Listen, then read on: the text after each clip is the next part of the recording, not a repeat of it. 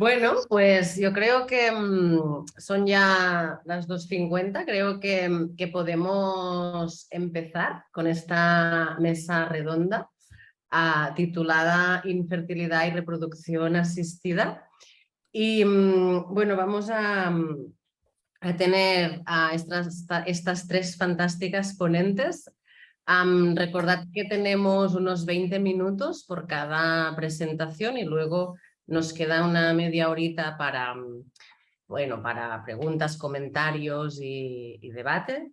Entonces, si os parece bien, Lucía, empiezo presentándote. Entonces, es un placer, ¿no?, tenerte aquí. Muchas gracias y muchas gracias también a Vanessa por esa magnífica organización.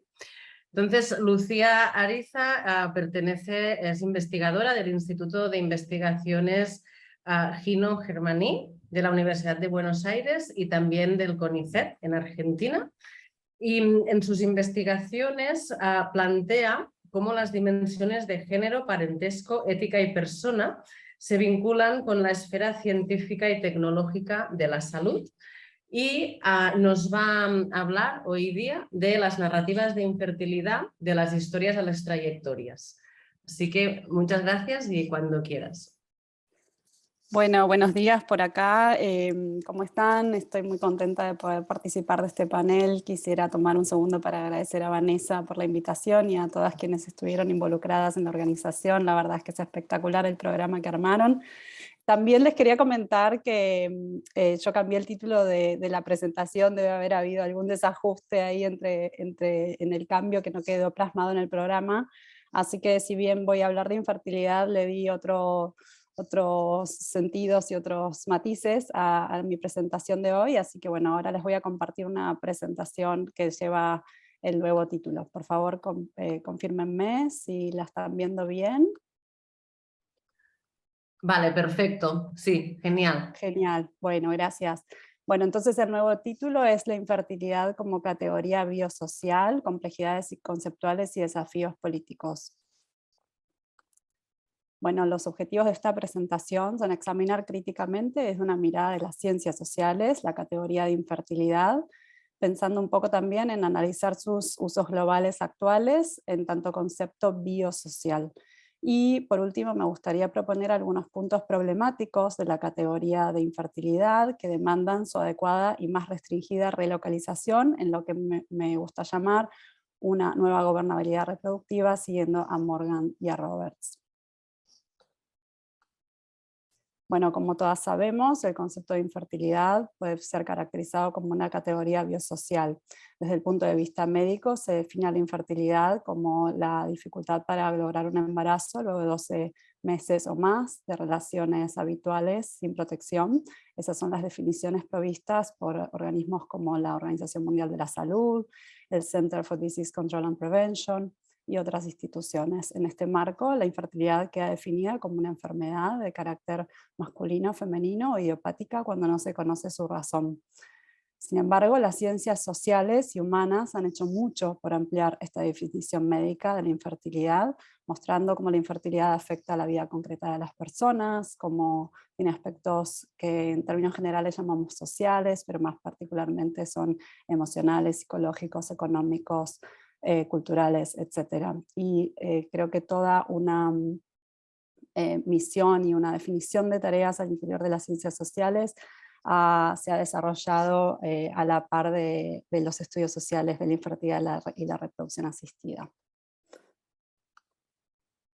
Haciendo un poco de historia, podríamos decir que incluso antes de que las técnicas de reproducción asistida lograsen ser provistas de manera exitosa para los públicos que las buscaban y las necesitaban, toda la investigación médica y embriológica que llevó al desarrollo de las actuales tecnologías de reproducción asistida estaba orientada a la búsqueda de respuestas para los problemas de la fertilidad humana.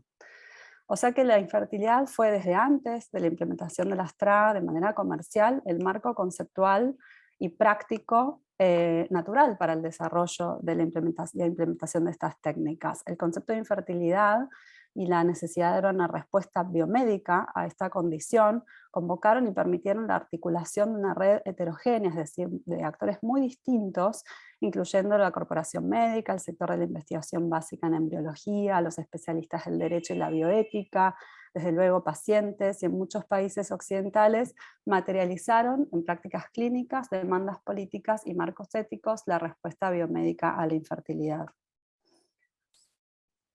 Lo que me gusta destacar es que esta red heterogénea de actores no se conformó porque sí, sino que necesitó de muchos esfuerzos para estabilizarse en tanto respuesta global a los problemas de la fertilidad humana.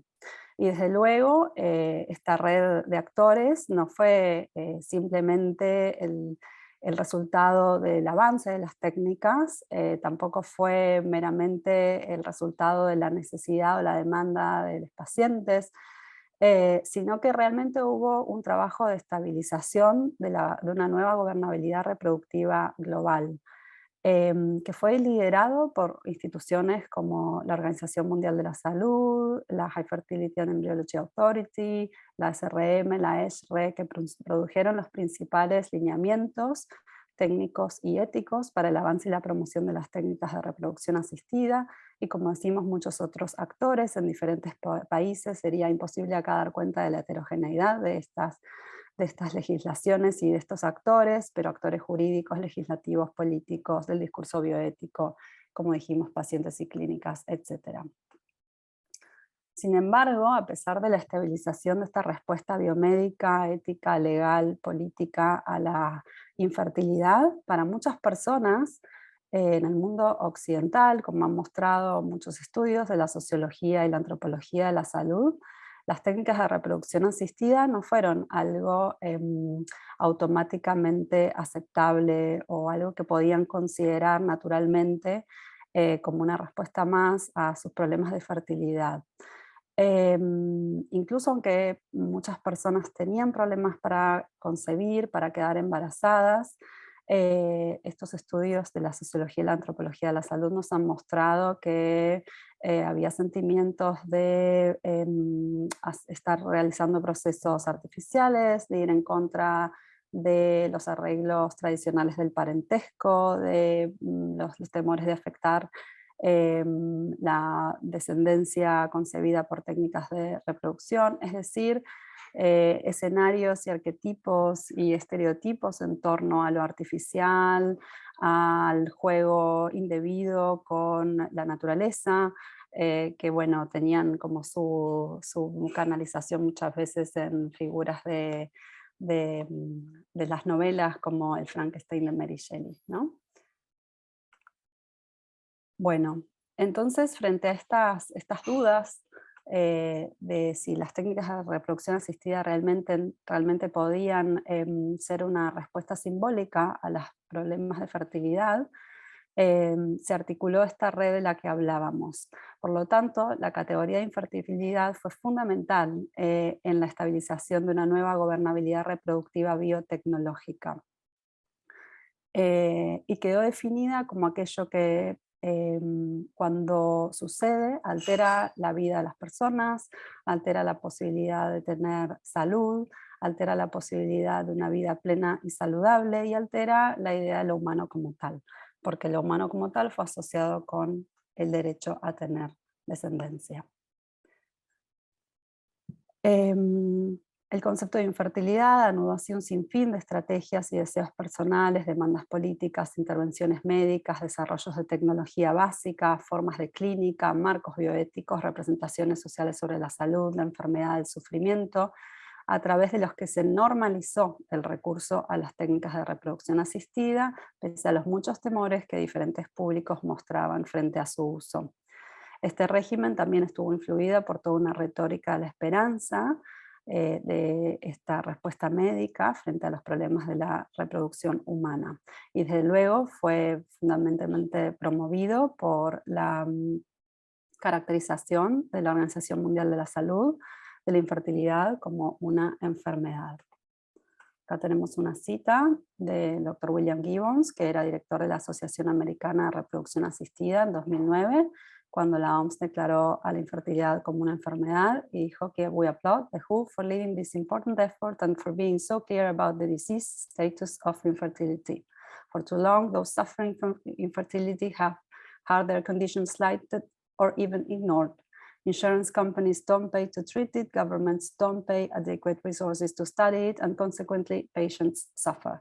We hope that this international recognition that infertility is in fact a disease will allow it to be treated like other diseases.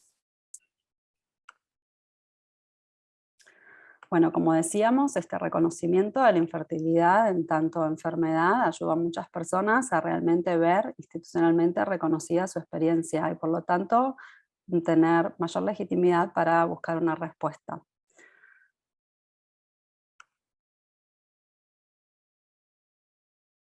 El término infertilidad, por lo tanto, fue utilizado en muchos países para organizar la legislación que provee y regula el acceso a las técnicas reproductivas. Sin embargo, también es necesario considerar los problemas que vienen asociados a la noción de infertilidad como criterio organizador de la necesidad de las técnicas. Cuando el término infertilidad se convierte en el parámetro a través del cual se juzga la necesidad o el derecho de una persona a usar las técnicas reproductivas, obligándola en muchos casos a aceptar un diagnóstico irreal de infertilidad y su consecuente patologización para poder acceder al tratamiento, el concepto de infertilidad tiene claras connotaciones discriminatorias.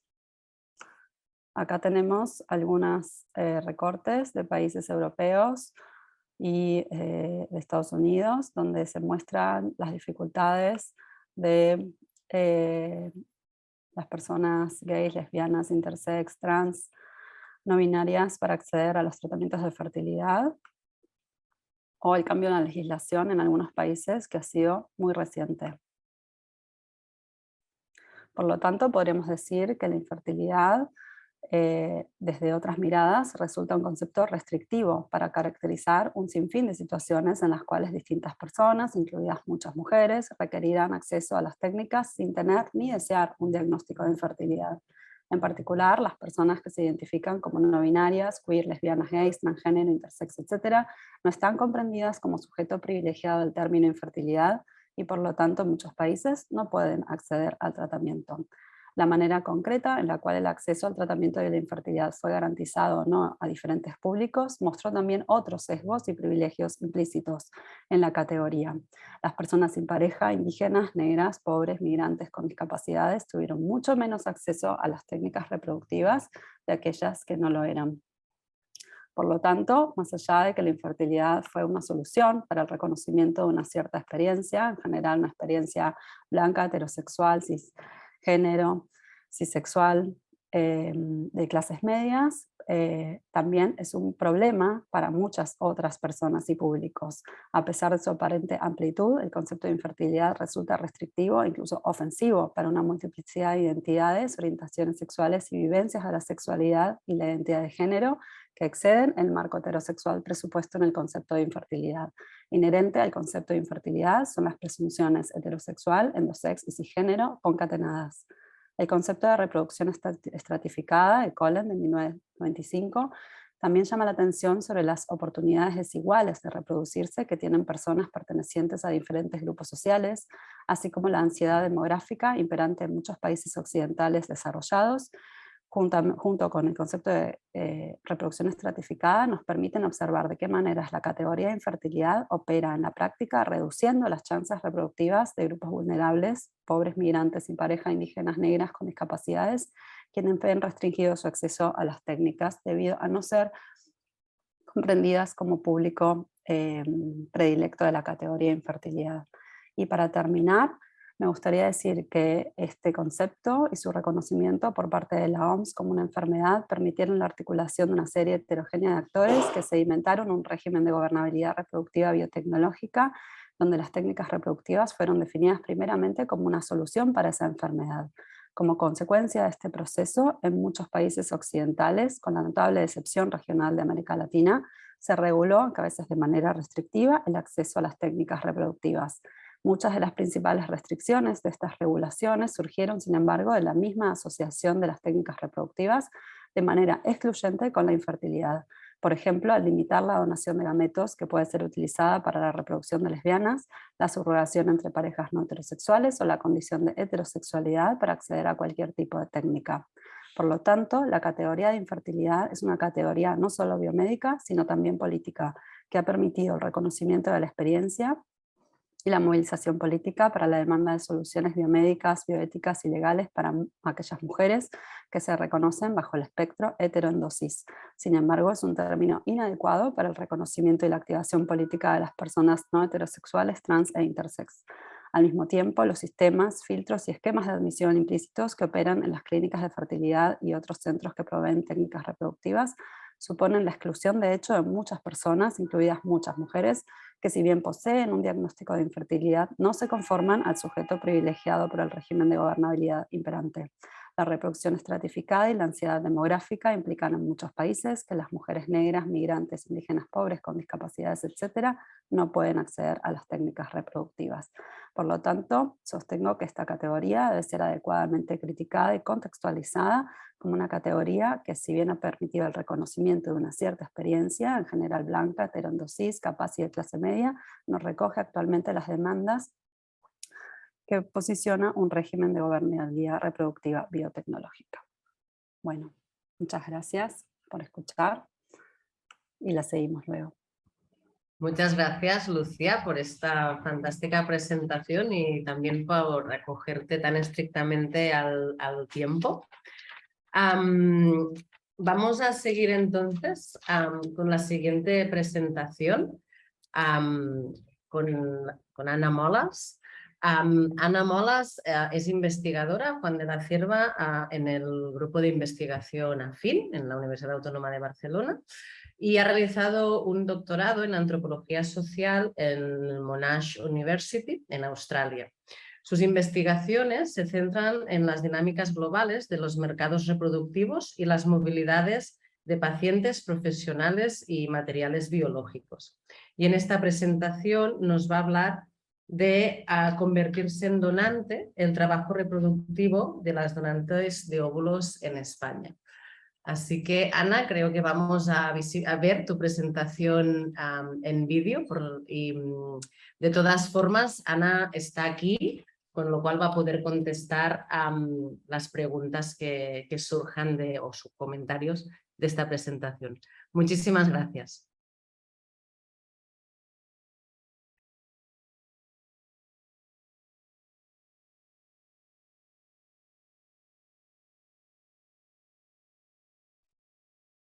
Creo que no se oye. No.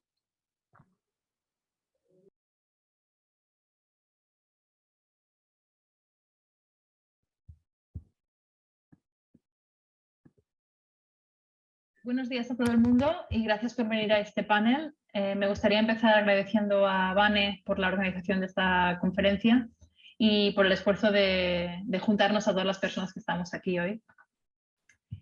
Mi presentación de hoy se llama Convertirse en donante de óvulos, el trabajo reproductivo de las donantes en España y parte de mi investigación en relación al tema en los últimos 5 años.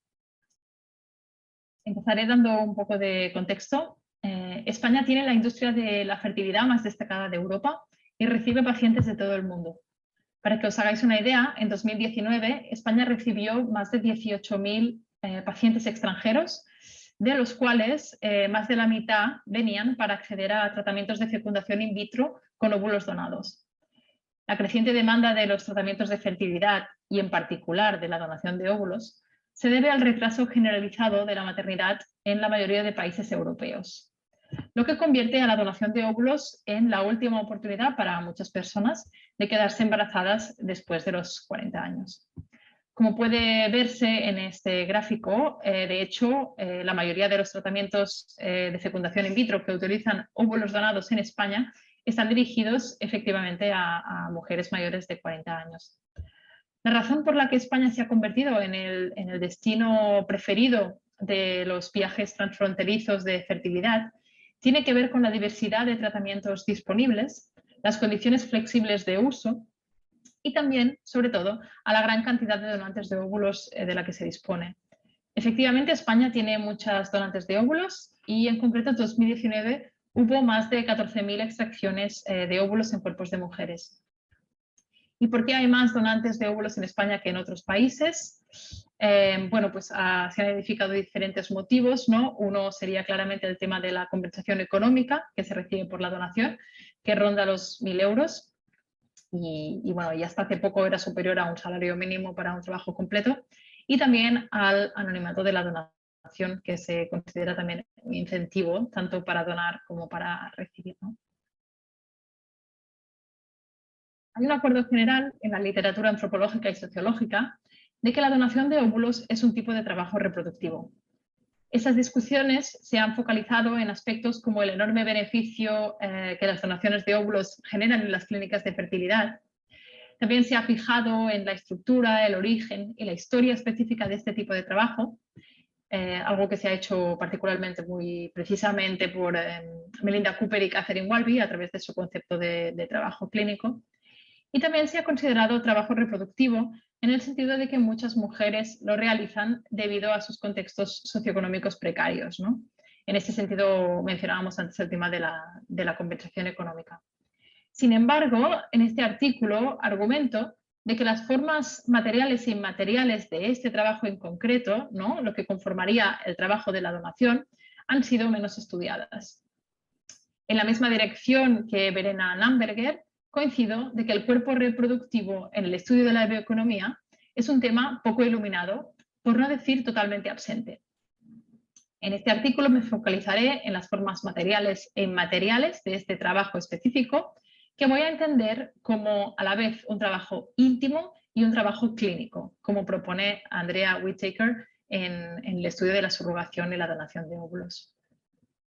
El objetivo de este artículo es entender el tipo de trabajo que implica la donación de óvulos, por lo que exploró los pasos o operaciones que las mujeres tienen que llevar a cabo para hacerse biodisponibles para la industria de la reproducción. Conceptualizo estas operaciones no tanto como pasos para que empiece el trabajo clínico, sino como trabajo en sí mismas. En otras palabras, argumento que convertirse en donante de óvulos en España es un proceso laborioso, tanto físicamente como emocionalmente, que se da antes, durante y después del tratamiento en sí mismo. En este sentido, voy a explorar los siguientes aspectos, que van a ser escoger una clínica, entender el propio biocapital dentro de la clínica, decidir cómo, quién y cuándo inyectar la medicación, combinar los compromisos vitales con la donación de óvulos y gestionar el dolor y la soledad.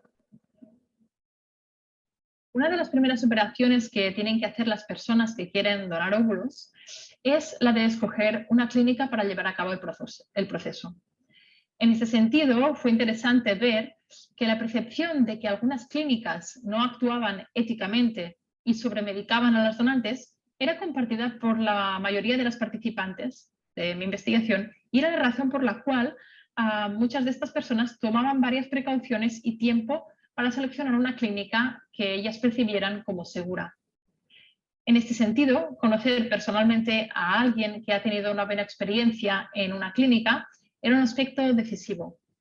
Sin embargo, otros aspectos como la localización y el renombre de la clínica también juegan un papel importante. Vemos esta cita de Elena que decía: entonces, claro, busqué y vi a Dexeus y dije, wow, es la que más renombre tiene. Decidí que lo haría en Dexeus porque estaba decidiéndome entre Dexeus y Tecnon y me decidí por Dexeus porque siempre había anuncios en la tele de cosas como que se enfocaban en temas de maternidad, de mujeres, ¿no? No sé, es la impresión que tenía, ¿no? La mayoría de futbolistas o los famosos de Barcelona dan a luz ahí, ¿no? Tal y como podemos ver en esta cita de Elena y como pasaba con otras participantes, las ideas alrededor de la seguridad estaban a menudo entrelazadas con las percepciones de lujo y prestigio de las clínicas. El hecho de que la donación de óvulos está privatizada en España y que la mayoría de clínicas además están en los barrios de más abundancia, digamos, de la ciudad, hacía emerger percepciones e imaginarios sobre la calidad y la seguridad que se supone que están implícitas en estas marcas de las clínicas privadas, ¿no? Esto hacía que muchas donantes quisieran hacer ciclos de donación en clínicas que tenían nombre. Pero si el proceso de seleccionar una clínica era el primer paso para convertirse en donante, darse cuenta de que tal vez no podrían escoger era definitivamente el segundo. Para la mayoría de donantes, esto era algo que entendían cuando empezaban a recibir llamadas de las clínicas. ¿Qué pasaba tan pronto dejaban sus datos personales en las páginas web, ¿no? Lo que a menudo empezaba con una evaluación para determinar qué clínicas ofrecían la mejor combinación entre conveniencia, seguridad y dinero, a veces terminaba en una búsqueda para encontrar una clínica que las aceptara sin más, ¿no? El rechazo de las donantes en las clínicas tiene que ver con distintos temas que se describen, por ejemplo, en mi tesis doctoral, pero podrían resumirse en el hecho de tener fenotipos en exceso, es decir, una manera de que las clínicas usan para decir que ya tienen muchos fenotipos de este perfil, o no cumplir con los estándares de calidad básicos de salud, genética o psicosociales de la clínica. Leeré esta cita de Nancy, que bueno, ella es una persona que emigró de Perú cuando tenía 9 años y para quien el rechazo del programa de donación la hizo darse cuenta de cuál era su valor dentro de la clínica, ¿no? Y ella decía eso. Había una pregunta, se refiere en el cuestionario inicial, que era muy chunga, que ponía, ¿qué raza eres? Creo, o algo así. Y pensé, pues no sé, o sea, tengo la piel morena, pero es que eso sí que me pareció muy innecesario en parte. Porque claro, yo tenía en mente que es como altruista. Tú vas ahí y si quieres donar, pues donas. Como cuando vas a donar sangre. No te preguntan, yo qué sé, si tienes la sangre muy marrón o muy rojo claro, ¿sabes? Y claro, me preguntaron estas cosas sobre mis características físicas, pues me costó. O sea, no me costó, pero me pareció un poco feo realmente. Y me lo preguntaban así, como, ¿qué raza eres? Y yo le pregunté, ¿qué opciones tenías? Y ella, es que no te ponían opciones, o sea, tenías que poner aquí qué eras. Y yo pensé, ¿qué soy?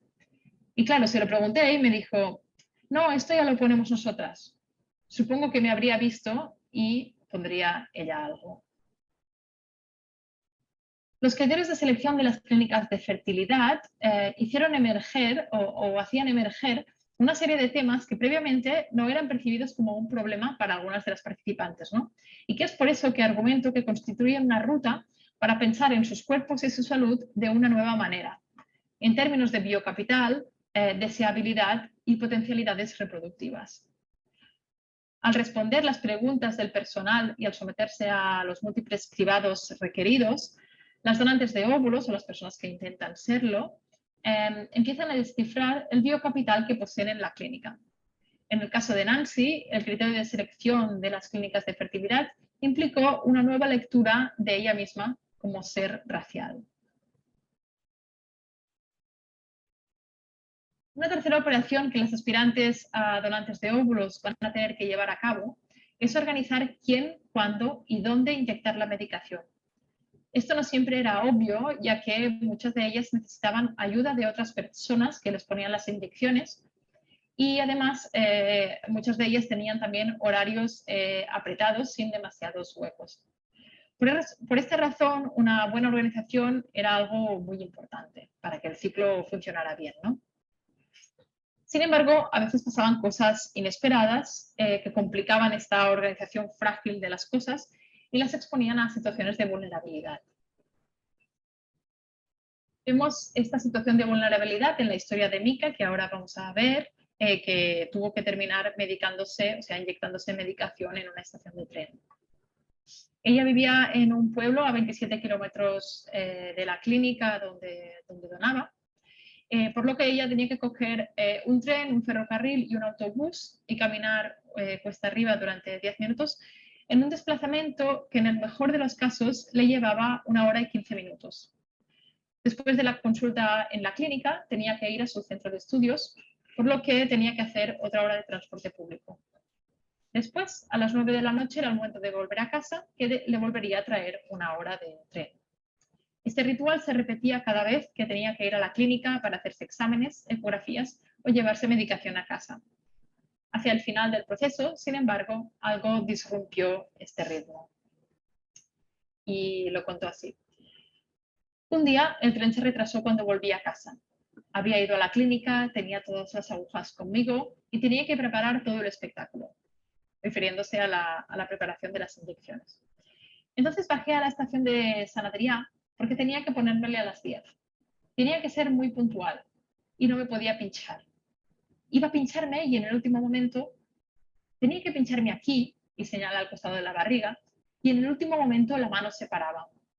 Era como si mi cabeza dijera, pínchate, pero mi cuerpo ya no quería hacerlo. Y yo le pregunté, ¿pero al final pudiste? Y él dijo, sí, al final, porque también estaba en San Adrià, que es una zona que a las 10 de la noche, y tenía un montón de agujas.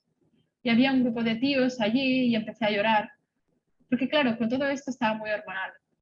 Estaba bien cuando bajé al San Adrià, pero cuando vi que me tenía que pinchar y la mano no me bajaba, y lo intenté 3 veces, ahí empecé a ponerme nerviosa. No, Mica, basta. Como hemos visto en la historia de Mica, otro aspecto que hay que solucionar es cómo se va a compaginar la donación con los estudios y el trabajo. Los resultados de esta sección muestran que mientras el dinero recibido de la donación está legalmente conceptualizado como una compensación económica para cubrir los gastos inconvenientes del proceso, como podríamos pensar algunos ejemplos, ¿no? Como por ejemplo coger un día libre de trabajo que no se va a cobrar, o coger un taxi en vez del metro hacia el final del proceso, etc.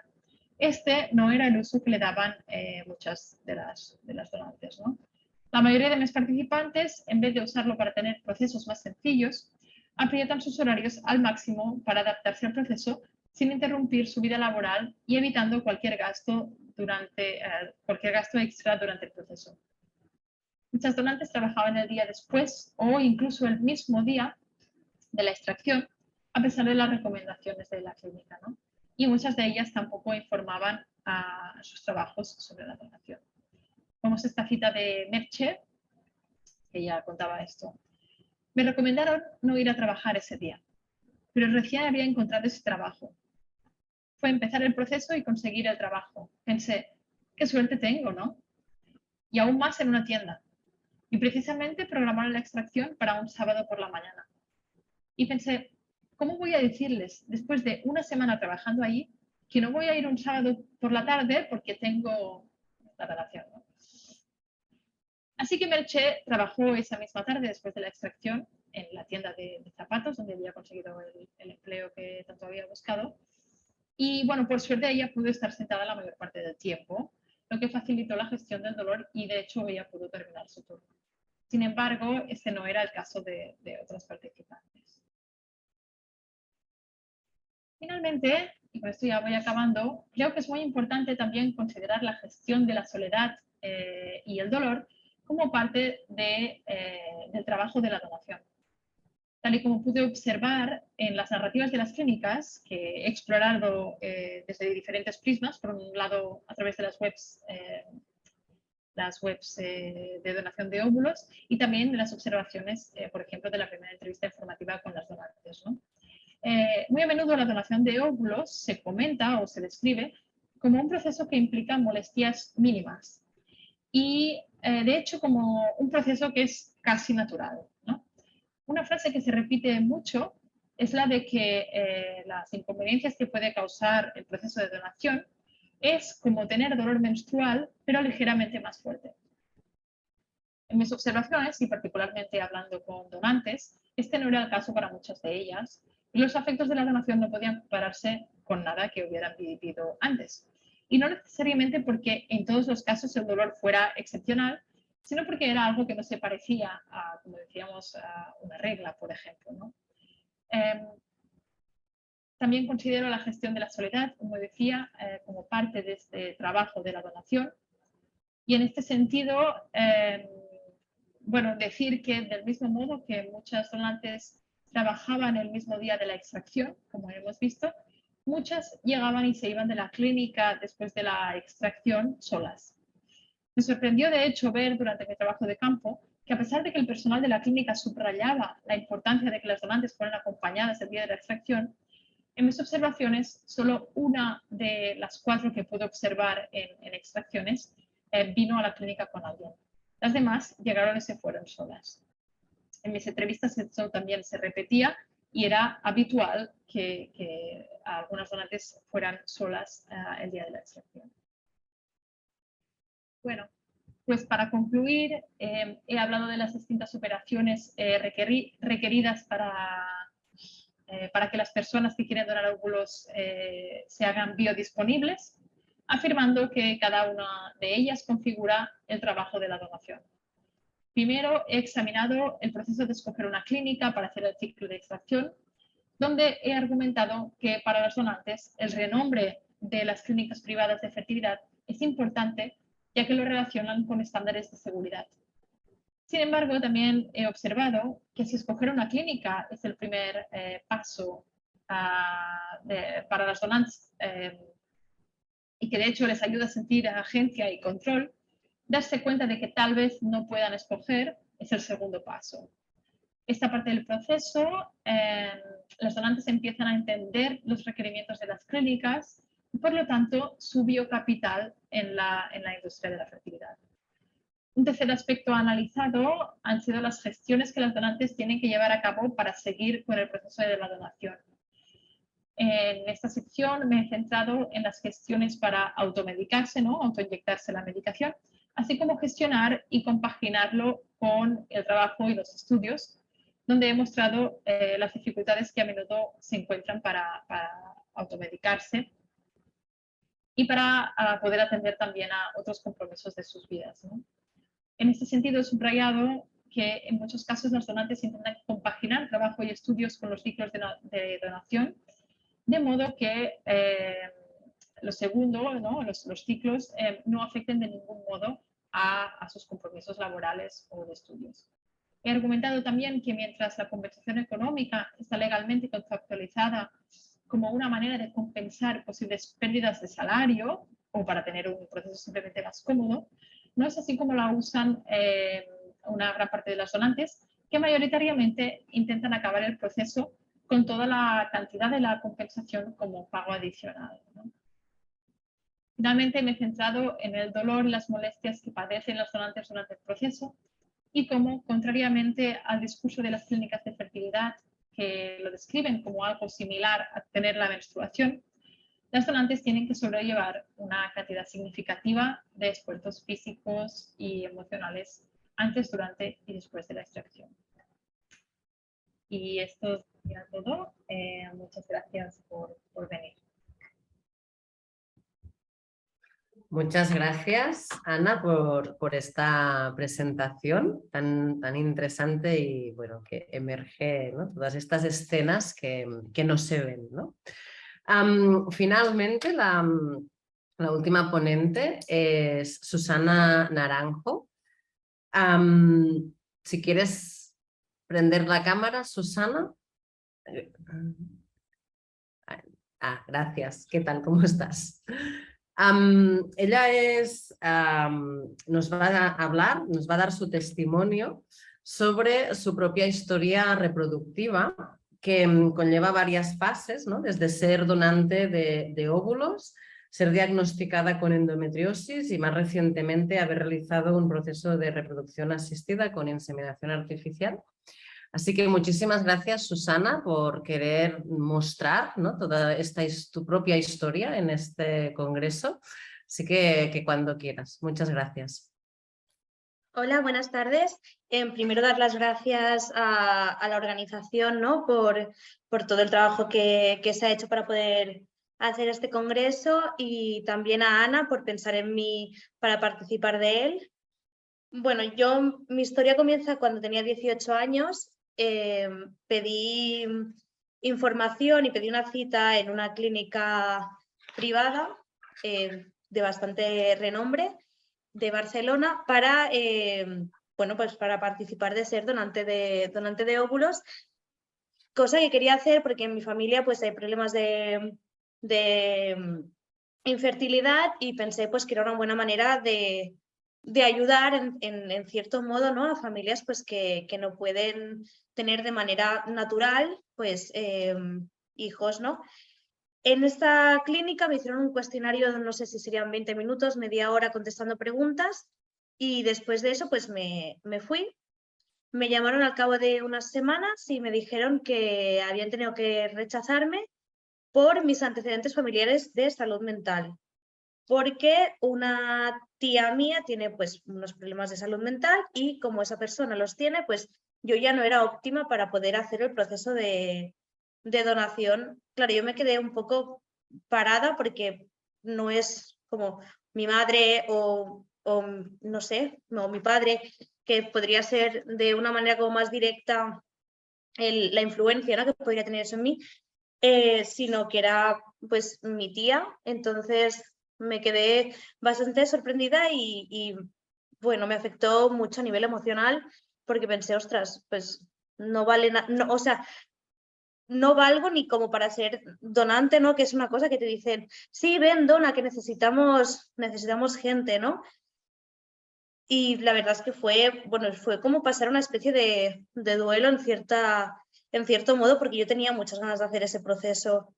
Unos años después pedí información en otra clínica diferente y poniendo exactamente lo mismo en los cuestionarios que me hicieron, sí que fui aceptada.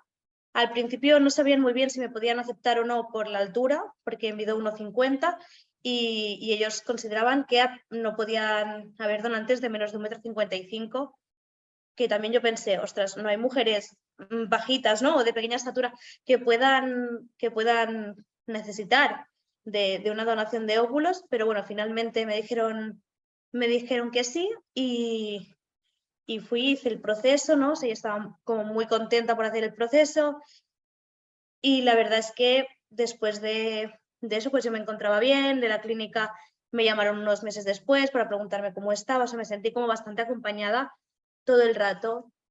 Y al cabo de un año, bueno, como 9 meses después, me volvieron a llamar de la clínica para preguntarme si estaba interesada en volver a donar. Y como me había quedado sin trabajo, me había quedado en paro después de haber tenido problemas de salud por el riñón y tal, y no encontrar nada de trabajo, pese a estar buscando, pues les dije que sí. Pero ya no fue por una cuestión emocional o por una cuestión de que me apeteciera hacerlo, sino por una cuestión de que necesitaba ese dinero para poder llegar a final de mes, porque de otra manera pues no podía. Yo me había independizado hacía relativamente poco, estaba ayudando también económicamente a mi familia, entonces necesitaba de ese dinero. Y en ese proceso de donación sí que para mí fue algo diferente, porque me sentía presionada en cierta manera a hacerlo porque económicamente me dependía de ello, y también me empecé a fijar cosas que de la primera vez no me había dado cuenta, como por ejemplo las chicas que estaban en la clínica cuando yo estaba, es decir, las chicas que también iban a hacer el proceso de donación eran todas pues chicas jóvenes, más o menos con las mismas características socioeconómicas que yo, y sin embargo a la inversa, ¿no? O sea, el otro lado eran pues mujeres bastante más mayores que nosotras, con, bueno, por lo que se podía ver, pues con un poder económico pues más elevado, y que la mayoría no eran de aquí, es decir, que venían de otros países de Europa. Como ha dicho Ana, aquí en España pues tenemos muchísima cantidad de donaciones de óvulos al año y vienen de muchísimos países para hacer aquí la donación, o sea, como la recepción, ¿no? O sea, como el proceso de inseminación, porque es mucho más sencillo que en otros países, ¿no? Entonces me fui dando cuenta de estas cosas y como me di cuenta que realmente allí lo único que contaba era que éramos mujeres sanas y que les servíamos para conseguir dinero, y ya está, porque a nosotros se nos daba como esa compensación económica de 1.000 euros, pero es que lo que le estaba costando a la otra mujer el hacer el proceso de reproducción asistida era muchísimo más caro. Por tanto, el que a nosotros nos compensaran con ese dinero, a ellos no les suponía absolutamente nada. Y aquí como que empiezas a plantearte muchas cosas y te das cuenta de que si no tienes un cierto estatus económico, no vas a poder realizar ciertos procesos. O sea, si yo no hubiera podido tener hijos, yo no podría haber ido nunca seguramente a una clínica privada de reproducción asistida porque no tengo los medios para poder hacerlo. O tendría que haber pedido pues ayuda a familiares o haberlo hecho de alguna otra manera. Sin embargo, sí que se me estaba pidiendo y se me seguía llamando después de las 2 donaciones para que volviera a hacer esa donación, porque a ellos les salía, era como la materia prima barata, es como la niña, ¿no?, que está en China cobrando 16 céntimos por hacer unos pantalones. Pues me sentía pues más o menos de la misma manera, salvaguardando distancias, ¿no?, porque obviamente pues aquí también entra en cuestión pues la raza y tal, pero me sentía un poco así. Después de esta segunda donación, al cabo de 6 meses, fui al médico porque a raíz de esta donación empecé a tener problemas con la menstruación y después de mucho insistir, porque en el ginecólogo de mi CAP no me querían atender, me diagnosticaron endometriosis y para mí fue un palo. Para mí fue un palo porque yo he querido ser madre desde que tengo uso de razón. No sé si por cuestión biológica, no sé si por del llamado instinto, no lo sé, pero yo siempre he querido ser madre, lo he tenido muy claro siempre. Y para mí que me diagnosticaron endometriosis pues fue muy duro a nivel emocional. Encima no paraban de llamarme de la clínica también para que donase y fue como, tengo endometriosis, ahora mismo no puedo donar ni voy a volver a donar porque no sé si el hecho de haber hecho una terapia hormonal tan fuerte como la que supone una donación de óvulos ha hecho que a mí se me acelere, ¿no?, este proceso de que me haya salido endometriosis o no. No tenía yo un algo que me dijera, no, esto no tiene nada que ver. Entonces, a partir de ahí empecé con medicación, que lo único que hay son pastillas anticonceptivas, porque la endometriosis es una enfermedad que se ha empezado a estudiar hace relativamente poco, porque como es una enfermedad que solo padecen, ¿no?, las personas pues, que tienen útero, pues no les interesaba estudiarla, porque somos unas histéricas y la regla duele y es lo que hay.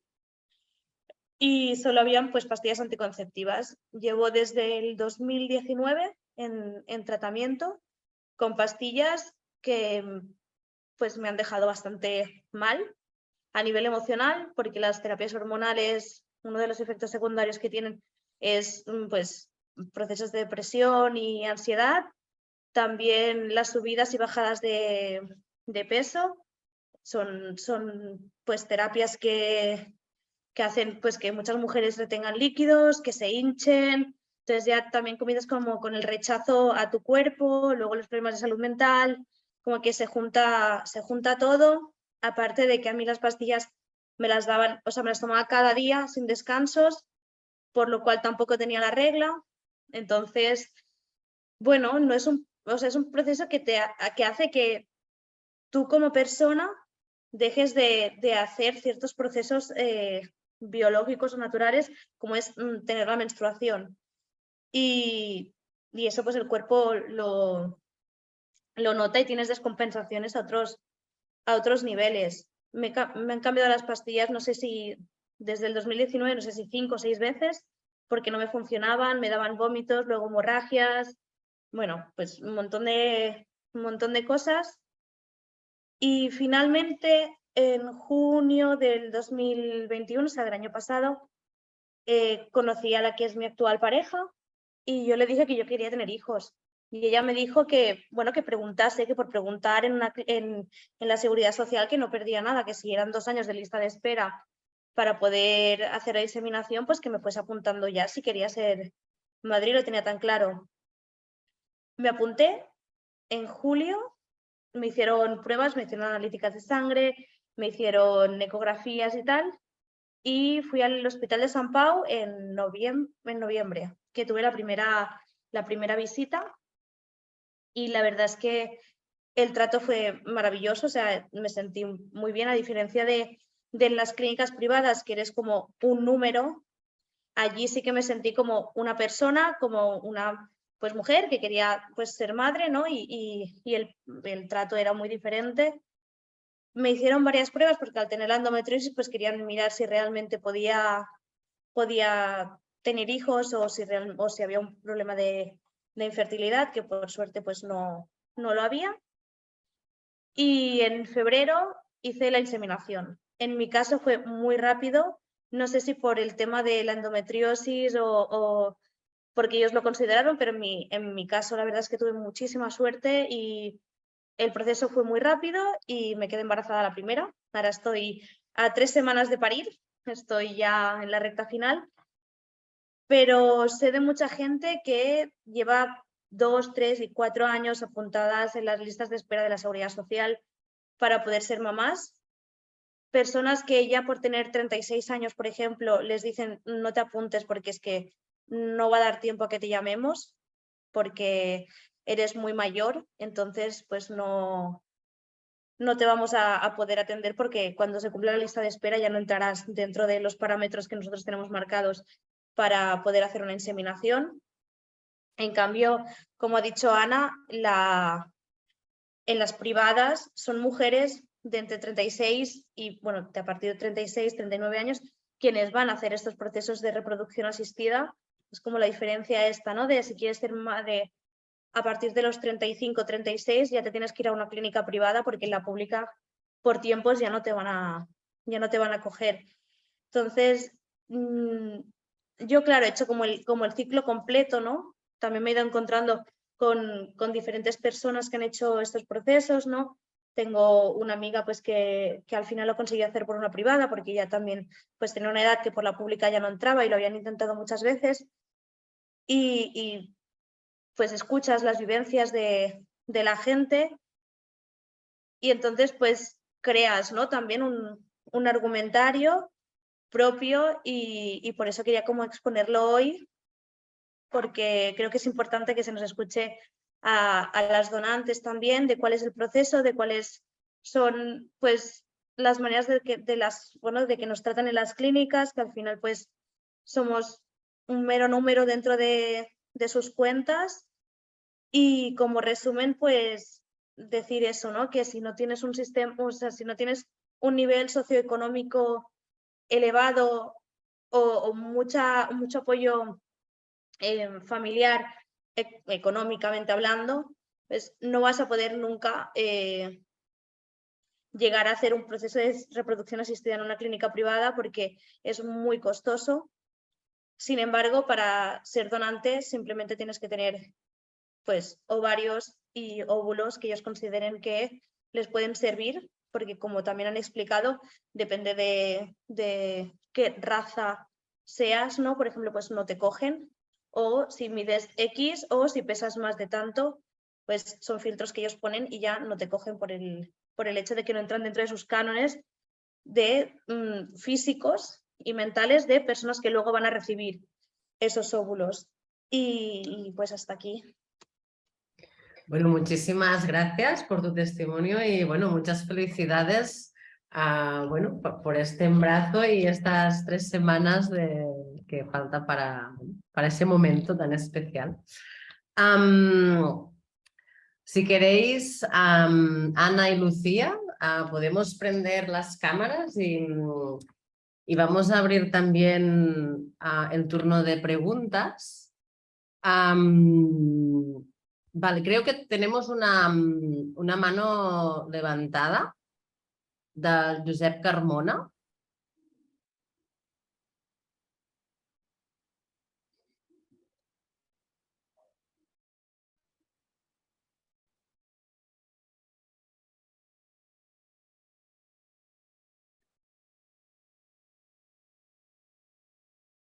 ¿Sí? Bueno.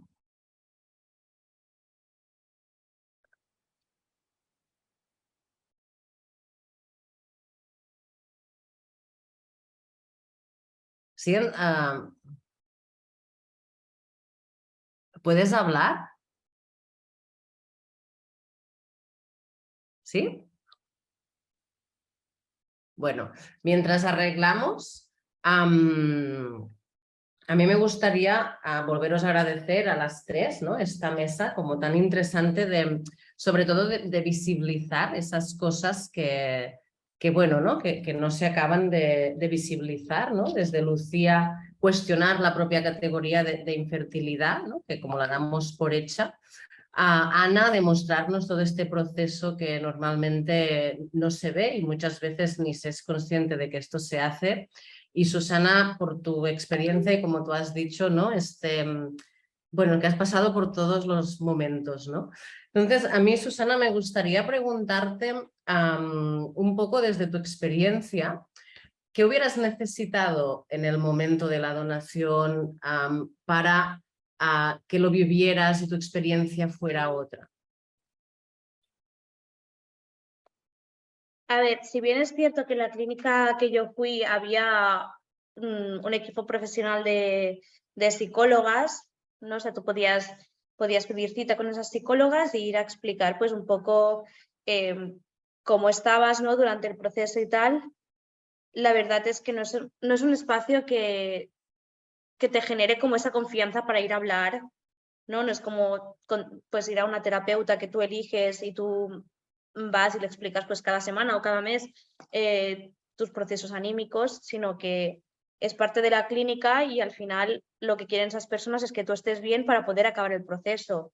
Es decir, no voy a decir que no lo hagan, o sea, que no lo hagan para que te sientas cómoda, pero sí que es cierto que hay un beneficio detrás de todo eso. Entonces, yo creo que para que yo me hubiera sentido más cómoda esta segunda vez, sí que creo que hubiera necesitado más apoyo a nivel psicológico, porque como hacía menos de un año que había hecho la otra donación, ya tenían como todas mis analíticas al día y mucha documentación y tal, entonces fue todo muy rápido, en cuestión de 10 días estaba todo hecho y fue como ir acelerada por la vida y sí que eso me estresó bastante.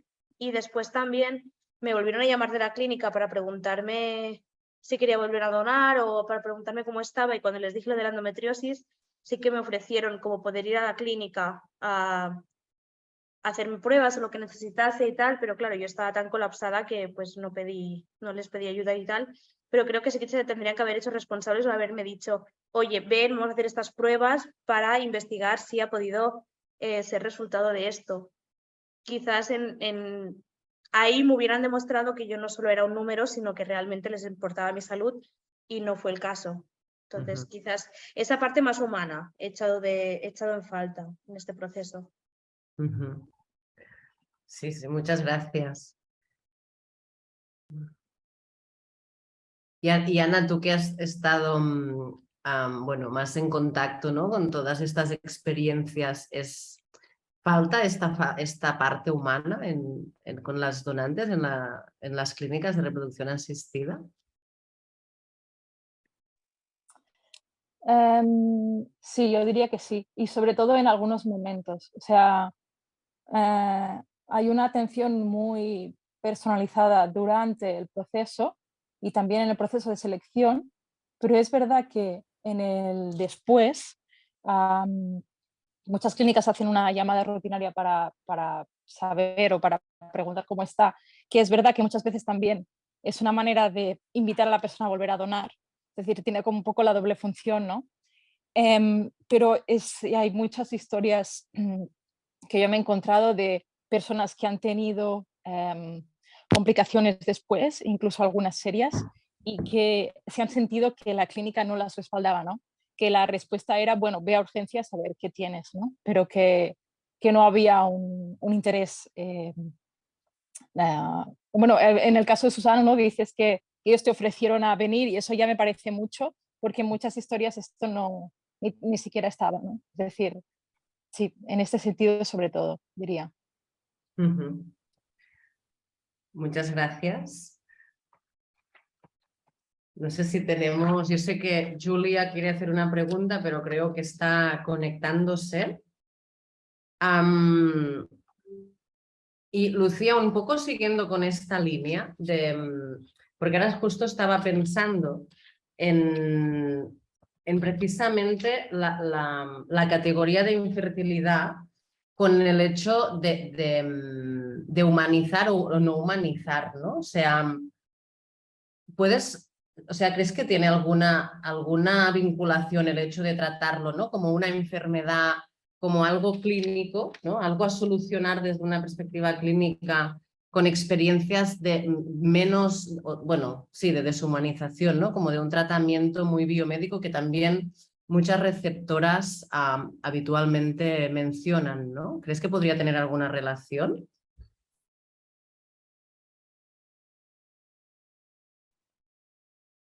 Ay, Bruna, perdón, no sé si te entiendo la pregunta.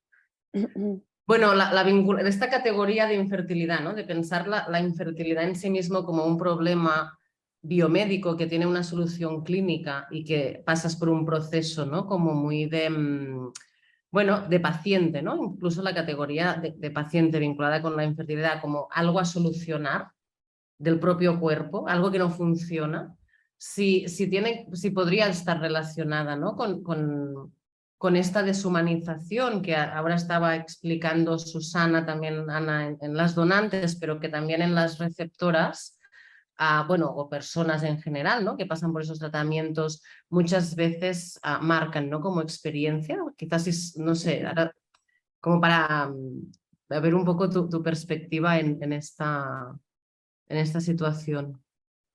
Sí, está bueno lo que preguntas. No sé, habría que pensar, pero creo que esas dinámicas quizás simultáneas de deshumanización y humanización al mismo tiempo se dan, ¿no? O sea, hay deshumanización porque consideramos que la decisión de reproducirse es una decisión eminentemente humana. Entonces también hay una especie de performatización de lo humano, ¿no? Como de somos humanos porque acá hay voluntad procreacional y porque hay deseo y porque hay todo lo que no hay en el mundo animal, ni mucho menos vegetal. ¿No? Es una manera de distinguirnos del resto del mundo de la naturaleza, sobre todo en el derrotero que vienen tomando las técnicas, ¿no? En tanto técnicas, en tanto el constructo bioético que las ampara y las promueve, supone cada vez más esta idea de satisfacción de un deseo y de algo que es intencional y de algo que es del orden de la voluntad, ¿no? Entonces hay a la vez que hacemos técnicas, hacemos una cierta forma de humano, ¿no? Y nos garantizamos y perpetuamos en esa condición de humanes. Y por lo mismo también podríamos decir que está este proceso concatenado que marcaba Bruna de deshumanización, ¿no? Porque al mismo tiempo podríamos apelar a todas las retóricas de cómo lo humano que se hace al mismo tiempo se deshace en ese hacerse, ¿no? Porque el testimonio de Susana y los datos etnográficos que traía Ana dan cuenta al mismo tiempo de que existe todo este complejo bioético, cuánto de ello no se cumple, ¿no? Y cuánto de ello no garantiza aquello que sería la base, el piso, para que las técnicas se pudiesen proveer de acuerdo a los criterios que como humanos nos hemos dado. Entonces, pienso que son cuestiones para mirar simultáneamente, ¿no? Y son difíciles, me parece, también de pensar. En relación con la infertilidad, creo que también luego me quedé pensando, luego de armar esta presentación y de enviarla hace unas semanas, me quedé pensando que también hay que volver a pensar ese concepto en relación con el horizonte de destrucción climática que estamos afrontando, ¿no? Quizás la mayor validez de la idea de infertilidad venga por ahí, ¿no? O sea, ¿por qué sostener esa categoría que de otra manera es tan restrictiva? para tantos públicos posibles de la reproducción asistida es en el horizonte de la destrucción climática, ¿no? Porque sabemos que hay algo de esa destrucción que como humanos y como partes ahora también del reino, de otros reinos naturales y otras especies, nos afecta y nos destruye, ¿no? Y destruye nuestra capacidad reproductiva. Pero bueno, son preguntas no sé, difíciles de atender, me parece, ¿no? Necesitamos mucha investigación etnográfica para poder responderlas. Sí, sí, sí. Muchas gracias, Lucía, por ampliar, ¿no? el foco también.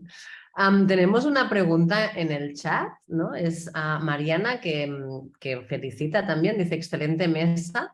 Gracias, Susana, por tu testimonio. Ana, ¿considerarás que la categoría de trabajo reproductivo sigue siendo útil para abordar la donación de ovocitos? En mi trabajo me ha resultado muy útil, pero en algún momento de tu exposición me quedó la duda de si para ti lo era. Y luego hay otra pregunta para Lucía, que dice, ¿qué impacto te parece que pueden tener? Uy, un momento. Ahora, ¿qué impacto te parece que pueden tener las fuertes políticas anticonceptivas, por ejemplo, implantes anticonceptivos, en la construcción biosocial de la infertilidad? Y muchas gracias, os dice Mariana. Si queréis contestar, Ana. Sí, gracias, Mariana. No, sí que considero que la categoría de trabajo reproductivo es útil para hablar de los que pasan. Y tengo curiosidad de saber en qué momento te ha parecido que no, o bueno, cómo lo piensas tú en tu trabajo también. Creo que es muy importante, ¿no? Sobre todo teniendo en cuenta el marco de la donación de óvulos en España, ¿no? que tiene un marco altruista y anónimo, y que de alguna manera las dos cosas juntas justamente invisibilizan ese trabajo, ¿no? Y creo que es importante, sí, efectivamente, hablar de trabajo reproductivo, también desde otra vertiente que no he explicado aquí, pero que es también otro de los resultados de mi tesis, y es que la donación de óvulos para muchas personas, o sea, hay una fluidez muy interesante y muy directa entre la donación de óvulos y trabajos temporales más o menos precarios, ¿no? Es decir, que la gente muchas veces encadena una cosa con la otra, ¿no? Estoy 2 meses trabajando como azafata, luego tengo un trabajo de camarera tal tiempo, luego no trabajo porque tengo exámenes, pero luego hago una donación. Es decir, forma parte de esta cadena, ¿no? de trabajos temporales que mucha gente joven sobre todo va encadenando de esta manera y que son bastante precarios, ¿no? Entonces sí creo que es importante sobre todo como visualización de esa labor. Muchas gracias, Ana. Lucía. Sí, ahí vi la pregunta de Mariana. No sé, creo que es una pregunta difícil, pero me remito a la diferencia que existe en el inglés entre la idea de childless y child free, que es una distinción que no tenemos en el castellano y que me parece interesante en la medida de que child free refiere a aquellas personas que no tienen descendencia por decisión propia, y childless como aquellas personas que no tienen descendencia porque no han podido tenerla. Y creo que esa diferencia que no podemos marcar, creo, en el castellano, salvo que haya algún término que se me escape, las españolas seguras saben mejor, creo que eso, quizás eso en parte responde la pregunta, ¿no? Que la infertilidad no nos permite dar cuenta de la anticoncepción como de vuelta, aquello que es que sitúa en el orden del deseo y de la decisión, ¿no? La no descendencia. Y creo que iría por ahí la respuesta que yo daría, ¿no? ¿Qué términos nos permiten dar cuenta de cómo se puede manifestar la intención en el ámbito de la búsqueda reproductiva, ¿no? Para pensar, gracias. Muchas gracias, Lucía. Am, sí, yo creo que en castellano de aquí tampoco lo tenemos esta palabra, así que habría que preguntar en todas las distintas maneras de hablar español en el mundo o castellano. Hay otra pregunta de Nikki Hudson. Hi, Nikki. It's a pleasure to meet you here again. And I will read the question. Thank you for 3 interesting talks. Anna, I was interested in your discussion about the work of donation that is usually hidden and how this was navigated around jobs and other activities. I wonder about the impact of the side effects. You just mentioned complications. Could you say a bit more about this and how it was managed? And sometimes the donors we spoke in the UK played down the importance of side effects and even OHSS. I don't know what it is, so I don't know if the speakers know. So if not, perhaps Nikki, could you just explain it a little bit more? And Susana también te pregunta si, bueno, ¿cuál es tu percepción, ¿no?, de estos posibles efectos, ¿no?, de la donación?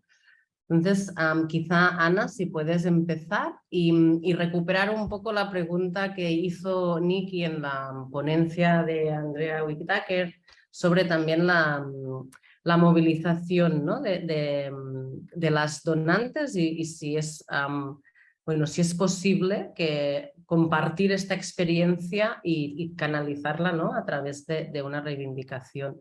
No sé si Ana y Susana, bueno, podéis responder un poco esto también. Vale. Voy a intentar enlazar los 3 temas, ¿vale? Más o menos, a ver cómo me sale. Bueno, primero coger un poco el hilo de lo que estamos diciendo antes, que creo que es importante entender que en muchas historias la donación de óvulos está en esta fluidez de trabajos, digamos, temporales, muchas veces como en estos tipos de contratos semiautónomos, ¿no? Que los donantes hacen, digamos, para ir pasando, ¿no?, para subsistir.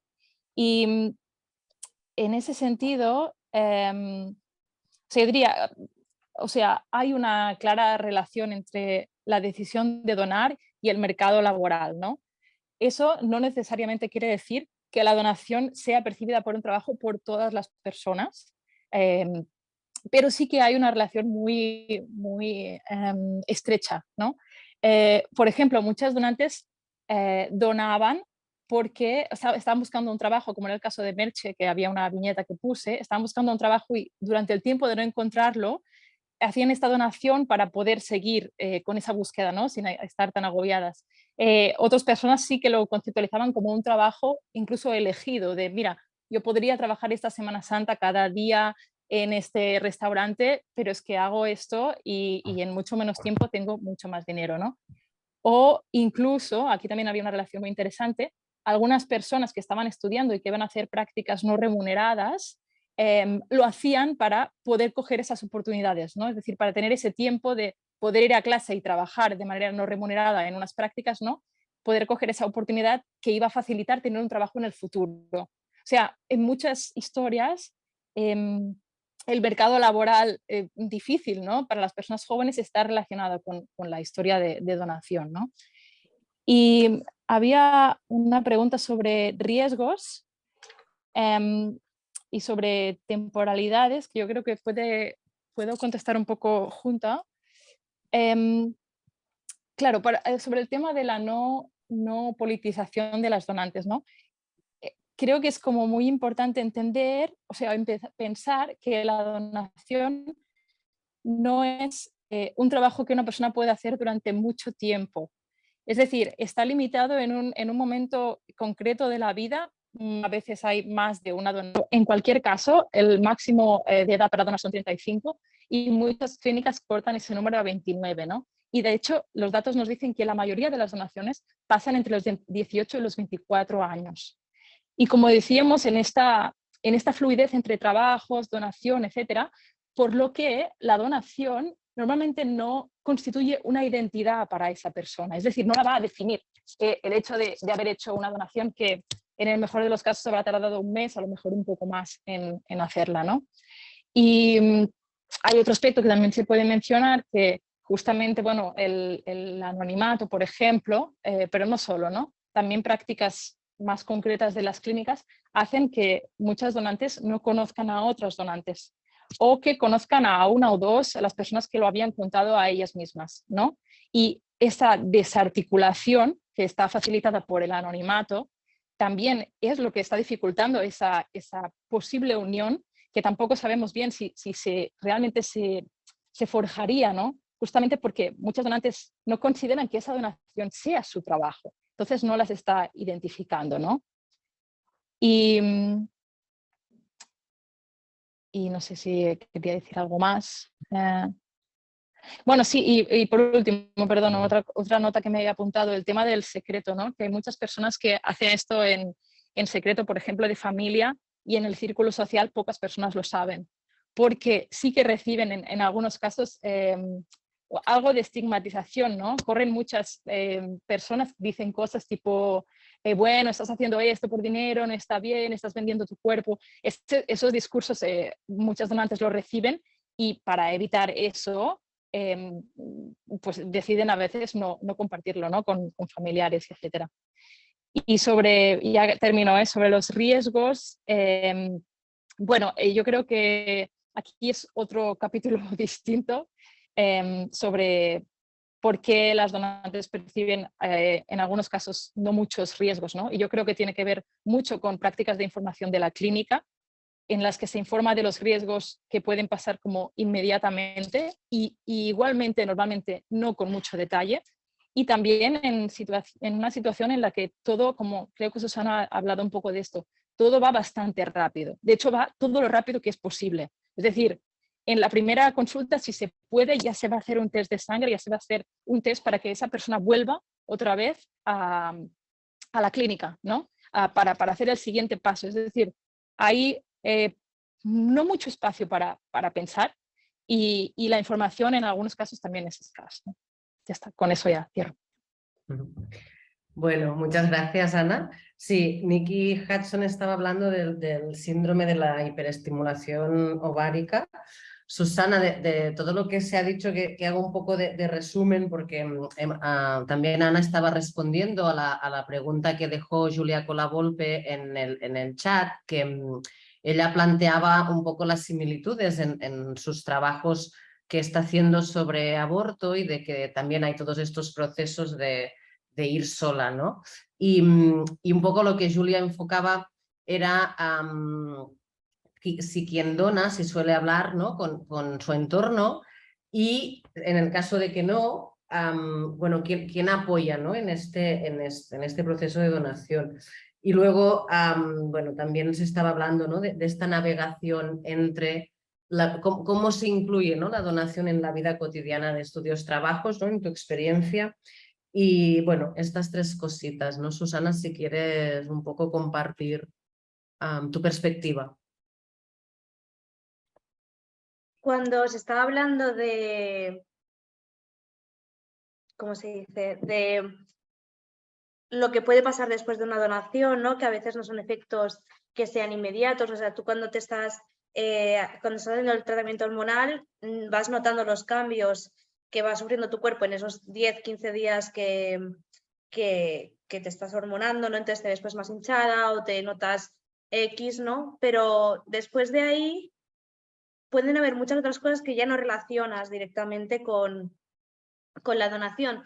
Es decir, yo si no hubiera estudiado, yo he hecho anatomía patológica y citodiagnóstico, y tuve una asignatura que era citología ginecológica, y ahí pues estudié el síndrome de ovarios poliquísticos, endometriosis y diferentes enfermedades ginecológicas. Quizás si yo no hubiera tenido esa información, yo no hubiera ido al médico después sabiendo que me pasaba algo, porque como he dicho, a mí no me querían atender en ginecología, en urgencias, porque consideraban que porque yo había ido por un dolor muy fuerte de regla y que tenía problemas desde hacía varios meses, y a mí no me querían atender porque consideraban que eso no era una urgencia. Y hasta que no me planteé y dije, no, es que yo no he ido a trabajar, tenéis que atenderme. A mí no me quisieron atender y el trato fue pues bastante pésimo, pero por lo menos conseguí un diagnóstico después. Si yo no hubiera sabido lo que sabía en ese momento sobre estas enfermedades, quizás yo lo hubiera dejado pasar y hubiera dicho, bueno, pues quizás el cambio de tiempo, quizás es que mi cuerpo está haciendo un cambio, ya se me pasará, o bueno, pues ya ir al ginecólogo a que me recete pastillas anticonceptivas, pero yo en ese momento pues no me las estaba tomando.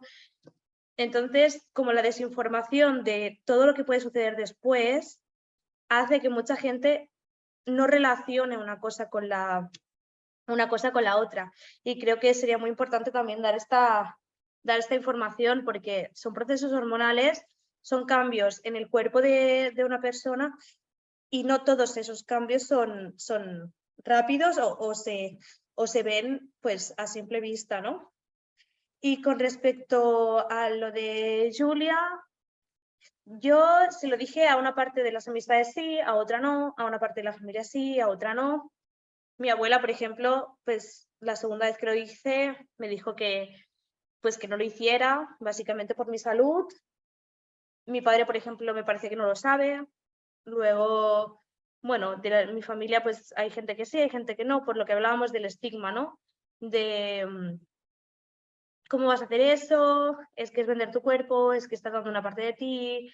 Bueno, todos estos, bueno, es como con el aborto, ¿no? Como lo que estáis diciendo ahora, de no, ¿cómo vas a abortar? Que es una vida, es un bebé, pues no, o sea, vale, sí es una parte de mí biológicamente hablando, digamos, sí es un óvulo, pero no es un ser que tenga sentimientos, que tenga emociones, no es como si yo acabo de parir y regalo a mi hijo a la primera persona que se me pasa por delante sin sentir nada, sino que realmente no hay una emocionalidad, o sea, no hay un sentimiento emocional hacia esa parte de una, ¿no? Digamos, porque bueno, yo lo veo así, o sea, no es nada en ese momento. Y si no lo dices es por eso, porque hay mucha gente que no lo va a entender o que te va a decir que lo haces por dinero o que hay otras formas, que, bueno, etcétera, etcétera. Pero luego, sin embargo, al revés, es decir, cuando tú vas a hacer una inseminación, la gente no lo ve de la misma manera. Es decir, para poder hacer una inseminación artificial o una in vitro, tú necesitas de un esperma o necesitas de un óvulo, en según qué casos, ¿no? Para poder hacer ese proceso de reproducción asistida. Y ahí la gente lo ve bien, entiende el proceso. Y bueno, pues todo es estupendo y maravilloso porque pues quieres formar una familia. Pero sin embargo, cuando eres tú la que está donando para que eso sea posible, no lo entienden. Y entonces es como, para mí es una incongruencia, ¿no? En una parte sí, la otra no, pero es que sin una no existiría la otra. Entonces, bueno, esto un poco... Yo no me he sentido sola porque por suerte pues tenía gente a mi alrededor que me ha apoyado y yo pues todas las veces que he ido a la clínica a hacer los procesos mayoritariamente he ido acompañada, pero sé que hay gente pues que no lo vive igual y creo que es muy importante que cuando se hace se vaya acompañado porque es un proceso que a nivel emocional pues tiene una afectación y unas consecuencias también. Sí, muchas gracias, Susana. No sé si alguien más tiene alguna pregunta. Tenemos unos 5 minutitos antes de cerrar esta mesa. Si no, yo sigo, Bueno, es que ahora justo Susana has abierto también uno de los temas que, bueno, que estamos también investigando, ¿no? Y es esta, si crees, ¿no? Y también Ana y Lucía, si queréis como pensar un poco también en esta diferencia, ¿no? Entre lo que parece que socialmente se reconoce, ¿no? Como, ¿no? La donante de óvulos o el óvulo en sí como con una simbología como muy social, ¿no? Como un significado simbólico como muy, muy fuerte, y en cambio el esperma como que, bueno, que no tanto, ¿no? Y también, no sé si Susana o Ana, si tenéis alguna referencia de esto, o incluso Lucía, este papel, ¿no? de la no categorización de los hombres como infértiles, ¿no? No sé si queríais, si podéis mencionar algo de esto. Y luego hay una pregunta en el chat de el anonimato, ¿no? De que pregunta si, Susana, si preferías que la donación fuera abierta. Entonces yo creo que con estos dos temas, del anonimato o no, y ¿no? el esperma o los hombres infértiles, si queríais como ya ir cerrando esta mesa.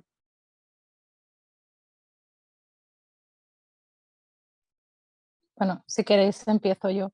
No, Perfecto. solo en relación a lo de el tema de la infertilidad masculina, ¿no?